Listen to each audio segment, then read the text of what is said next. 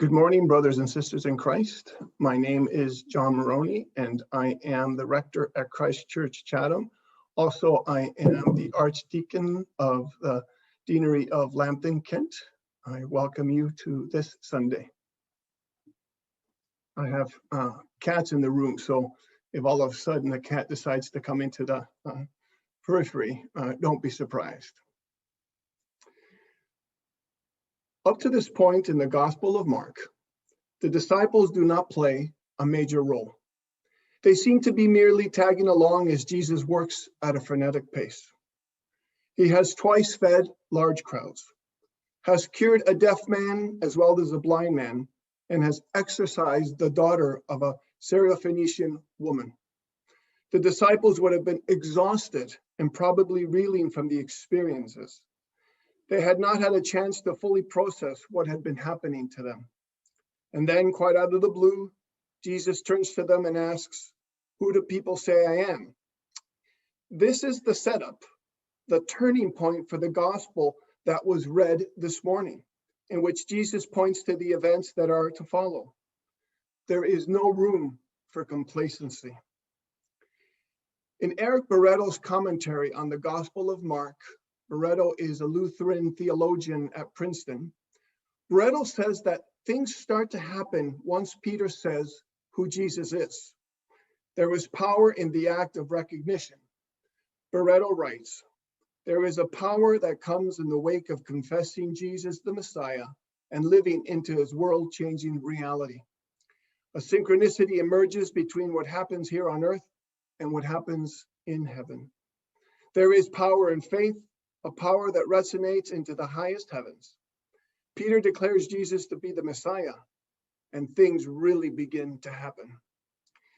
There is a scene in the children's movie, The Willows in the Winter, that begins with complacency. The film centers on the lives of the beloved characters from The Wind in the Willows, and it opens with a mole sitting by his fireside on a cold winter night. The tea kettle sings. There has been a nice evening meal. The mole is warm, comfortable, and he is restless. "I just want it to be spring so that things can start happening again." Before long, he has headed out into the storm in search of adventure, and things start to happen again indeed. In the context of Lent and our own Lenten journey, especially during this pandemic, it is not hard to relate to the sentiment of restlessness in what is supposed to be a time of reflection. We just want it to be spring so things can start happening again. Yet this passage has a different resonance in Lent than it might have otherwise. There is power that follows Peter's declaration. Things are about to start happening. But do we really want to hear about the events that are about to unfold? The disciples didn't want to hear about it.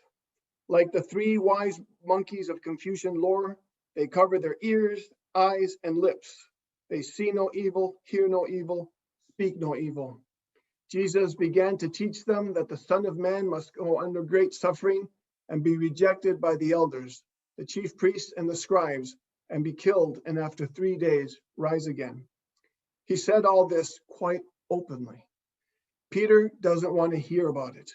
And we can envision that he speaks what is on the mind of the other disciples. He rebukes Jesus for speaking of such things.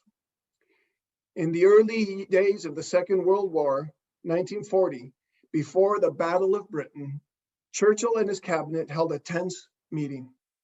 Some members of the cabinet were thinking about capitulation to the Germans. France had been crushed. Poland had also been crushed, and direct military involvement from the United States seemed light years away. They debated and reviewed the possibilities. Churchill left the room.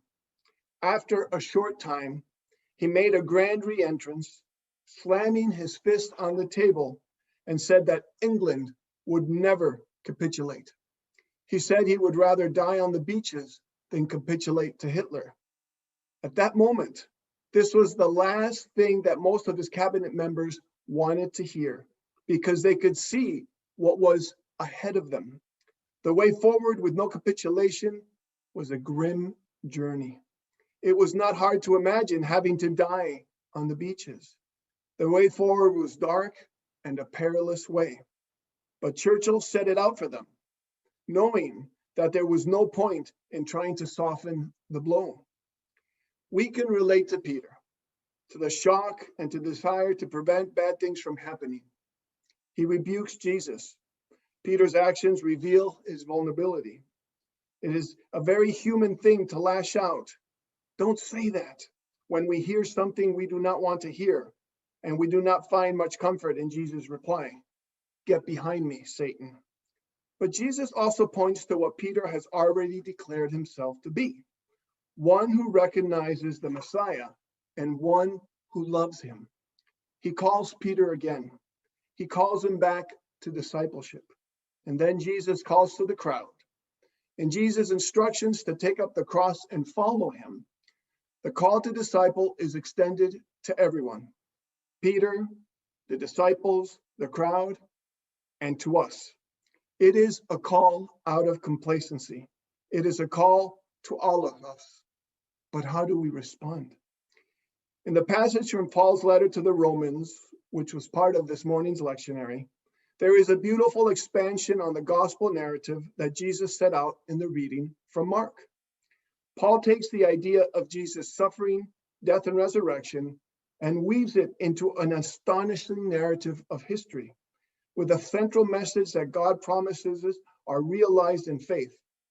Our lives depend on grace. The message of the gospel passage is not soft and an easy one. Commentaries note that Mark's gospel is like this. The things he has to say are so important that he does not waste any time. He is not a storyteller like Luke. Mark is an event man. The brevity of Jesus' foretelling of his death and resurrection reminds me of the opening scenes in the Mission Impossible episodes. I'm dating myself.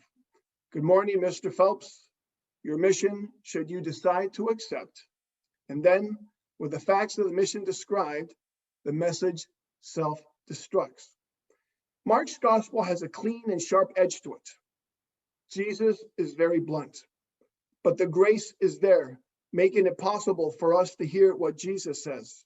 The Son of Man must undergo great suffering, and to follow him through that declaration to the promise of the resurrection and the life that drives the narrative forward. We have our mission, brothers and sisters, and we should decide to accept it. Discipleship is made of actions, of verbs, rather than adjectives. Discipleship is a process that is enacted and reenacted, affirmed and reaffirmed in each frame of our daily lives. Each decision for good is a fresh declaration of who we are and a fresh declaration of Jesus as the Son of the living God. Estas palabras las digo en el nombre del Padre y del Hijo y del Espíritu Santo. Amén.